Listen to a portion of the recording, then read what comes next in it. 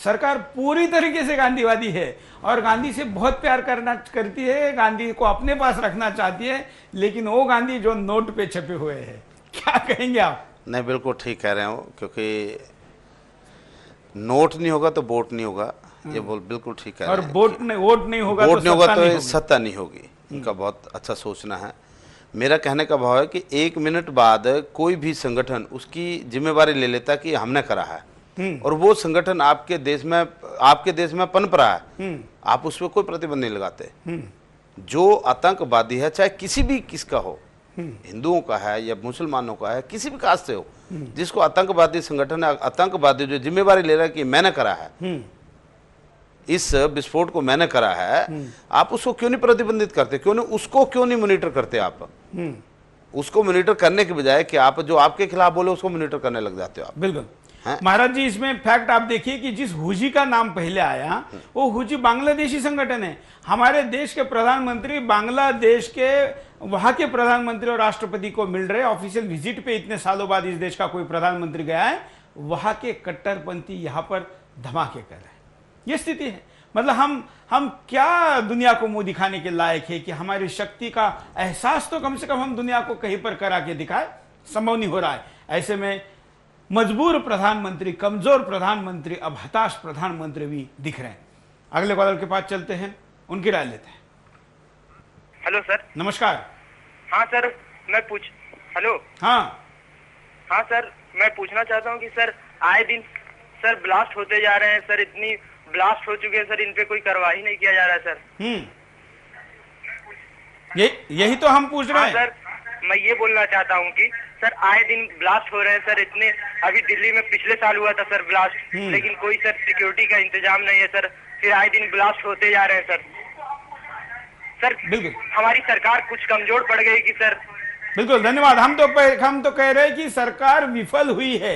हालांकि मैं ये नहीं कह रहा हूं कि केवल यह सरकार हुई है, लेकिन अब तक हमारे देश में किसी भी सरकार ने आतंकवाद के खिलाफ कोई निर्णायक भूमिका नहीं ली है। हर सरकार को सत्ता में होते हुए वोट की लालच होती है, दोबारा सरकार बनाने के लिए कड़ा कदम उठाने के लिए कोई तैयार नहीं है। यह बात है कि इस सरकार के कार्यकाल में, दोनों कार्यकाल में, यह बहुत ज्यादा बड़ा है, लेकिन अब तक इस देश के किसी भी सरकार ने इस विषय पर ईमानदारी से काम नहीं किया है। एक और कॉलर के पास भी चलेंगे। आप आपकी प्रतिक्रिया भी भेज सकते हैं, एसएमएस पोल भी हम आपको दिखाएंगे।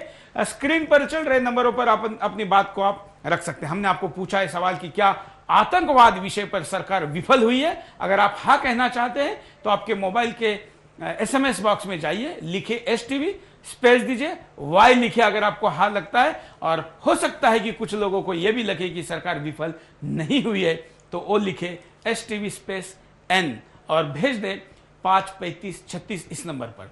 हम एक कॉलर के पास चलते हैं और ब्रेक लेंगे के पहले हम तीनों बार हम आपको दिखाएंगे क्या एसएमएस पोल है। एक कॉलर। सर नमस्कार। नमस्कार। हाँ सर, जो आपका आज का विषय है इसके बारे में मैं कहना चाहूंगा। हमारी पंजाबी में एक कहावत है कि चलना ना मरे चलेगी माँ मरे, कितने और चलना ना जाम पड़े। चिल्ला का मतलब होता है पागल, यानी पागल ना मारो, पागल की माँ को मारो ताकि और पागल ना पैदा हो सके। वाह, ये तात्पर्य होता है। हाँ। तो हमारा ये कहना है भैया, ये जो आतंकवाद है ये इसके बाप को मारो, इसके जो आका है उनको मारो भैया।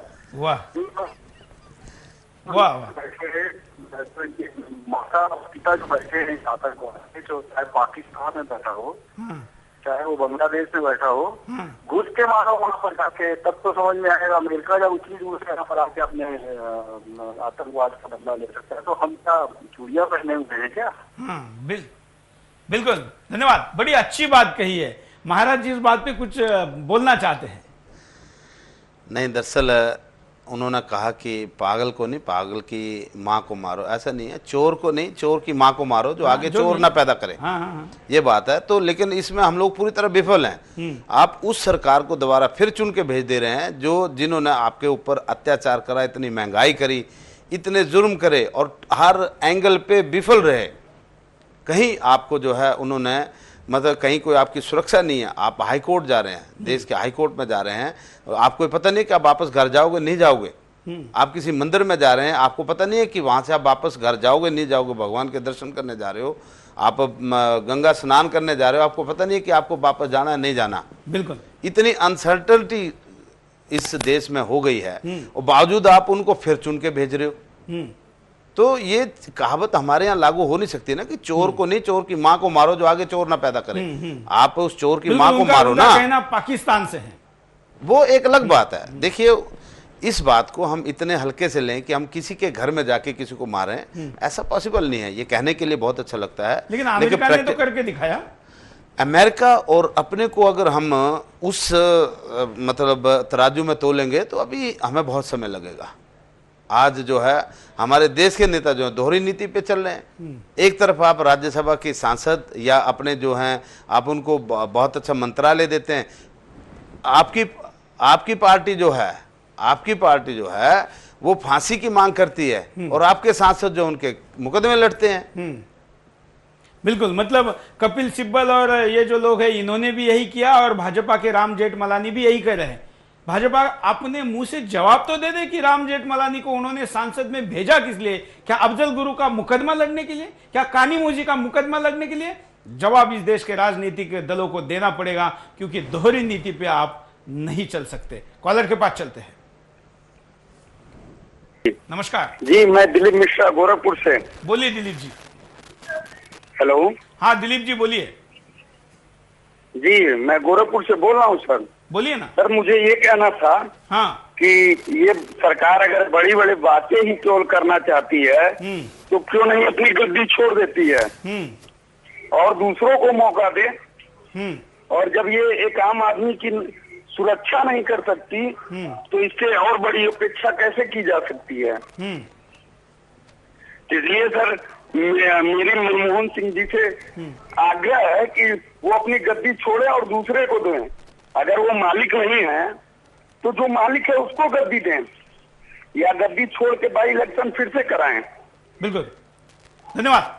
हम यहाँ पर रुकते हैं छोटे से ब्रेक के लिए। ब्रेक पर जाते जाते देखिए स्क्रीन पर हम आपको एसएमएस का अपडेट भी दे रहे हैं कि आपने अभी तक क्या एसएमएस भेजा है। हम स्क्रीन पर आपको दिखा रहे हैं कि 60-40 का रेशो है। अभी मुझे अनपेक्षित रेशो है, लेकिन आप इसमें बदलाव कर सकते हैं। आप एसएमएस करने के लिए एसटीवी लिखे, स्पेस दे, और आपको लगता है कि सरकार विफल है तो वाई लिखें, लगता है कि सरकार विफल नहीं है तो एन लिखें। इसके सिवा भी आपको कोई राय देनी है तो आप एसटीवी स्पेस लिख के अपनी राय को दे सके। हमारे साथ महाराज जी भी जुड़े हैं, आप भी करोड़ों की संख्या में जुड़े हुए, और हम एक कॉलर के साथ बात करके शुरू करते हैं इस ब्रेक को। देखते हैं उनकी क्या राय। नमस्कार। नमस्कार सर, बोलिए। मेरा निवेदन ये है कि क्या सरकार आतंकवाद से विफल है? हाँ। हमारे देश के संसद में पूरे, चाहे वो विपक्षी पार्टी हो, चाहे वो सत्ता पक्ष हो, सब लाशों पे राजनीति कर रही है। और ये वही बीजेपी है जिन्होंने बिरयानी खिला के कंधार में छोड़ के आतंकवादियों को, ये किस नैतिक आधार पर सरकार का विरोध कर रही है? आज न कांग्रेस न बीजेपी आतंकवाद पे कोई भी एकजुटता का परिचय नहीं दे रही है। पूरी संसद एकजुट होकर आतंकवादियों के खिलाफ खड़ी हो, बजाय न कि लाशों पे राजनीति करे।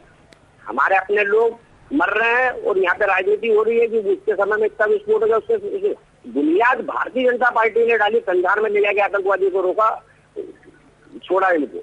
मेरा निवेदन है कि राजनीति को छोड़कर एक ऐसा बुनियादी ढांचा खड़ा हो कि जहाँ पे संसद एकजुट होकर ये कहे कि आतंकवादियों को सजा मिलना चाहिए। बिल्कुल सही कहा आपने, और मैं कहता हूं कि सरकार विफल रही है, विपक्ष भी तो कहा इस मुद्दे को सरकार पर दबाव बनाने के लिए कामयाब रहा है। जी बिल्कुल, धन्यवाद। महाराज जी के बाद चलते हैं। महाराज जी, देखिए, हम पहले भी आपको ये कह रहे हैं कि ये वहाँ जाके एक दूसरे से गाली गलौच, एक दूसरे से वाद विवाद, एक दूसरे के आरोप प्रत्यारोपों, कहते हैं कि तू चोर है, दूसरा कहता तू महाचोर है, एक कहता तूने इतने डाके डाले हैं, दूसरा कहता तूने इतनी चोरी करी है।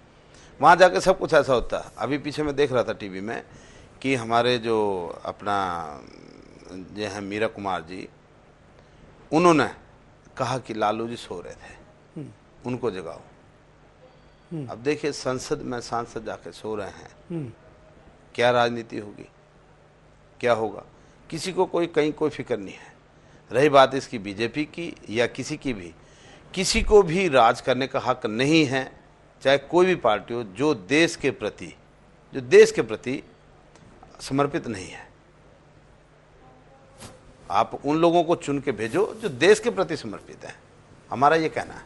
बिल्कुल। अगले कॉलर के बाद चलते हैं। आप भी अपनी कॉल को, अपनी प्रतिक्रिया को दे सकते हैं। नमस्कार, बोलिए। जी, मैं विजय कृष्ण बोल रहा हूँ गोरखपुर से। बोलिए विजय जी।